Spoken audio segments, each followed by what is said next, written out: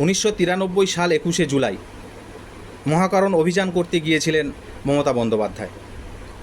তৎকালীন বামফ্রন্ট আমলের স্বরাষ্ট্র সচিব মনীশ গুপ্ত, যার নির্দেশে গুলি চালানো হয়েছিল এবং গুলি চালানোর আগে লাঠিচার্জ করা হয়েছিল, 341 রাউন্ড কাঁদানে গ্যাস ছোড়া হয়েছিল এবং রাইফেল থেকে 75 রাউন্ড গুলি, পিস্তল থেকে 46 রাউন্ড গুলি ছোড়া হয়েছিল। সেই গুলিতে এই রাজ্যের 21 জন গুলিবিদ্ধ হয়, তার মধ্যে 12 জন মারা যায়, 9 জন আহত হয়।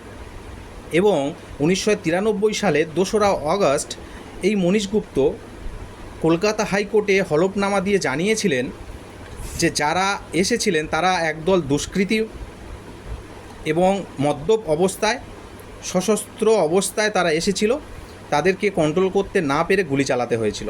তিনি হলফনামা দিয়ে জানিয়েছিল হাইকোর্টকে, একদল দুষ্কৃতী সশস্ত্র অবস্থায়, মদ্যপ অবস্থায়, মদ খেয়ে, তাই গুলি চালানো হয়েছিল।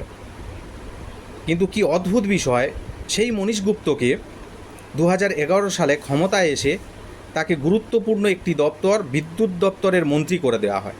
কোনো তদন্ত তাদের বিরুদ্ধে করা না করে তাকে বিদ্যুৎ মন্ত্রী করা হয় এবং সেই শহীদদের কথা ভুলে গিয়ে, অথচ এই রাজ্যের মানুষকে ভাঁওতাবাজি দিয়ে, ভুল বুঝিয়ে, মিথ্যে কথা বলে শহীদ দিবস পালন করে 21শে জুলাই, আপনারা প্রত্যেকে জানেন।